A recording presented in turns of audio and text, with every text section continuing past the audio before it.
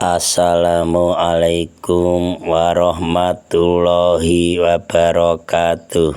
Selamat berbahagia jamaah ngaji tafsir Al-Quran dengan referensi kitab tafsir Al-Ibris Mu'alif Mbah Kyai Haji Bisri Mustafa Rembang, dengan sanad Mbah Kyai Haji Samsul Mu'in Khalid, pendiri dan pengasuh Pondok Pesantren Darul Amin Jajak Banyuwangi, Jawa Timur. Semoga berkah, amin. Dilanjutkan surat Al-Baqarah ayat 203 dengan tema ibadah haji dan umroh. A'udzu billahi minasyaitonir rajim. Bismillahirrahmanirrahim. Wadhkurullaha fi ayyamin ma'dudat. Faman ta'ajjala fi yawmaini fala isma alaih. Wa man ta'akhkhara fala isma alaih. Liman ittaqa. Wattaqullaha wa'lamu annakum ilaihi tuhsarun.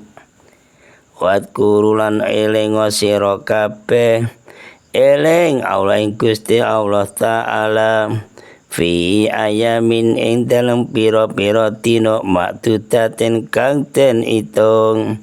Faman mongko sapane wong tajala kang kasusu sapa man fi yaumaini ing dalem rong dina fala isma alaih, mongko ora ana dosa iku maujud ngali ngatasé man.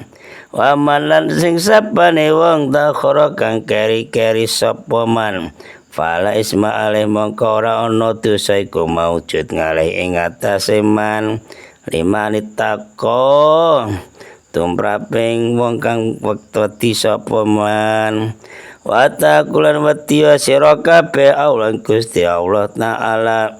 Wa'lamu lan warwa sira kabeh annakum satune sira kabeh lai maring Allah iku tusaruna bakal den kiring sira kabeh. Keterangan surat Al-Baqarah ayat 203 dengan tema ibadah haji dan umroh.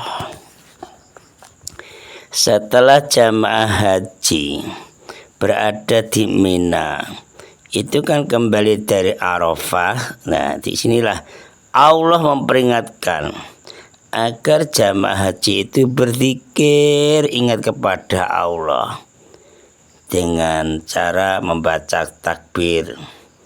Membaca takbir pada hari-hari tertentu, yaitu hari tasyrik. Yang dimaksud hari tasyrik yaitu 3 hari pada bulan Dzulhijjah, cara Jawa bulan besar, tanggal 11, tanggal 12, tanggal 13. Dari hari tasyrik ada 3. Di samping itu juga diusahakan dengan sekuat-kuatnya meninggalkan kebiasaan pada zaman jahiliyah. Nah, memang pada zaman jahiliyah, nah itu hari-hari itu, pada hari tasyrik itu, orang-orang Arab jahiliyah itu mengadakan rapat besar itu waktu itu.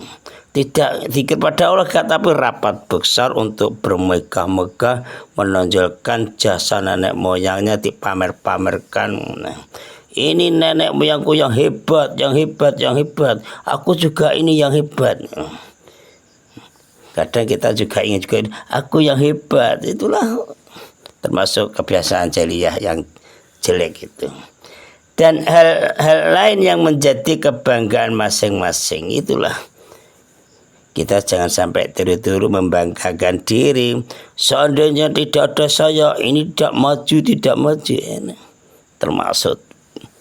Termasuk itu juga tidak boleh.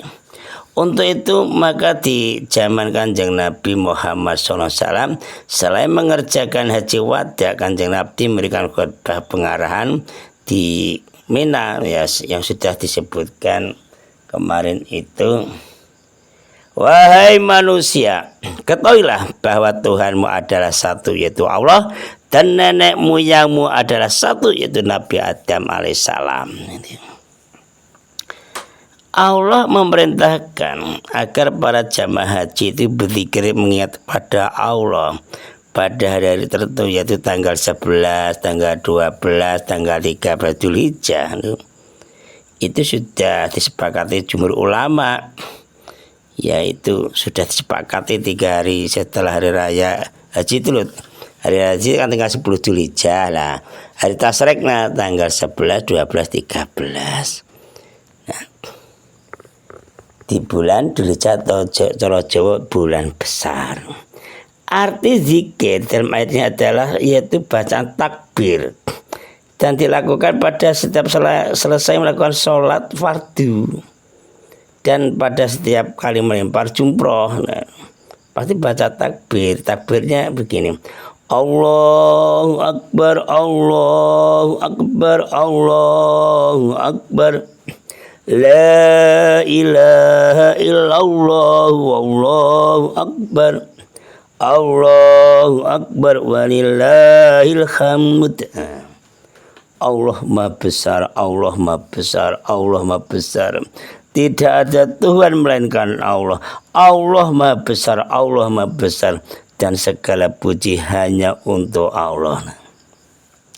Takbir sesudah sholat asar pada hari ketiga hari tasyrik itu merupakan takbir terakhir dalam rangka pelaksanaan perintah takbir yang sudah disebutkan dalam ayat ini. Di luar Mekah seperti kita di Indonesia ya seperti itu. Sama, setelah sholat fardu itu diadakan takbir ya, seperti bacanya.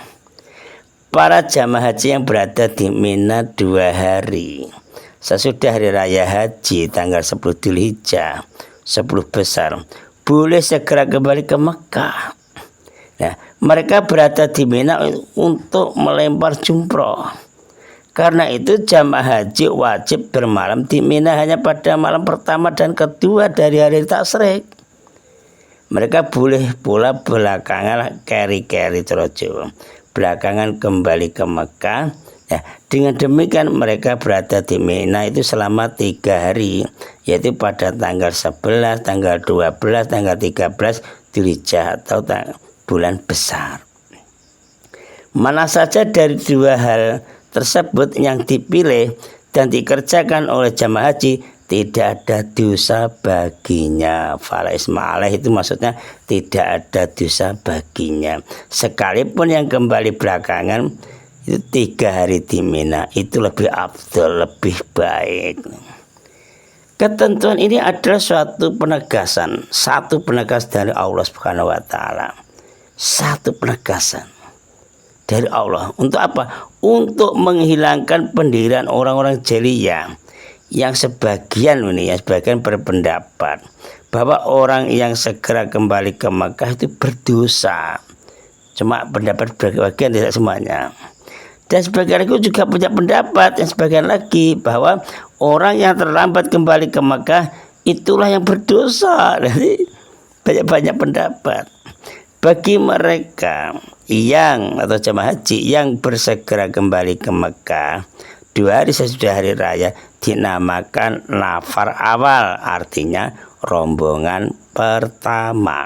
Sedangkan menunda sampai hari ketiga itu dinamakan nafar sani, maksudnya rombongan kedua. Bagi nafar awal atau rombongan awal, mereka harus meninggalkan Mina pada hari kedua tasyrik sesudah melontar jumrah dan sesudah tengah hari sebelum matahari terbenam. Lebih jelas nanti dibuka sendiri audionya, diulang kembali.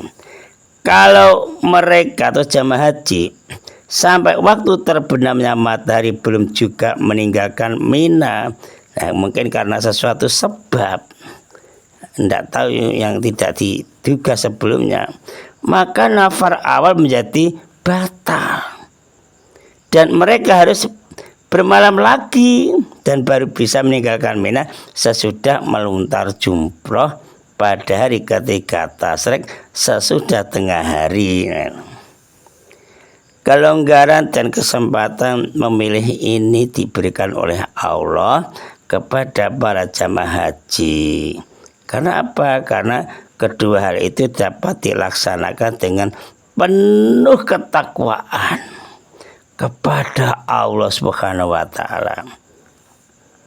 Bagi yang bersegera karena takut melakukan pelanggaran-pelanggaran, contoh membunuh binatang-binatang terlarang, tidur dengan istrinya, bersenggama atau jima, nanti takutkan itu. Dan hal-hal yang masih dilarang sesudah takhalul pertama sebelum takhalul kedua.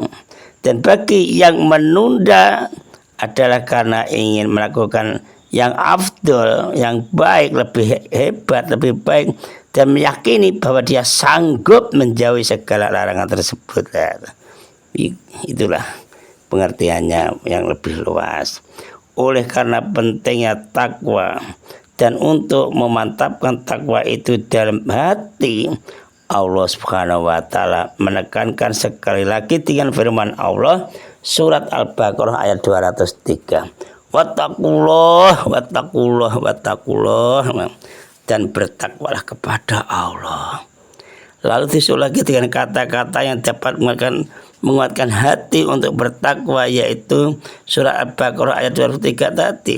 Wa'lamu annakum ilaihi tuhsyarun, dan ketahuilah bahwa kamu akan dikumpulkan kepada Allah. Seseorang yang mengetahui dan meyakini bahwa orang itu akan dikumpulkan, kita ini juga kok sadar akan dikumpulkan di hari kemudian, di hari kiamat, kita juga serta paham, yakin mempertanggungjawabkan segala amal perbuatannya di dunia, tentu akan lebih banyaklah kita ini berbuat kebaikan dan menambah ketakwanya kepada Allah. Ini untuk penambahan kita supaya lebih tahu kepada Allah. Kesimpulan 1. Kaum muslimin yang mampu diwajibkan mengerjakan ibadat haji dan umrah sekali seumur hidup, mudah-mudahan bisa terlaksana, amin. 2. Waktu pelaksanaan ibadah haji itu telah ditentukan sesuai dengan petunjuk Rasulullah SAW, yaitu pada bulan Syawal, Zulkaidah, dan sampai dengan 10 Dzulhijjah, cara Jawa Syawal Selo Besar. 3. Orang yang telah memulai ikhram haji dan umroh harus menyelesaikan manasik haji dan umrohnya sampai sempurna. 4.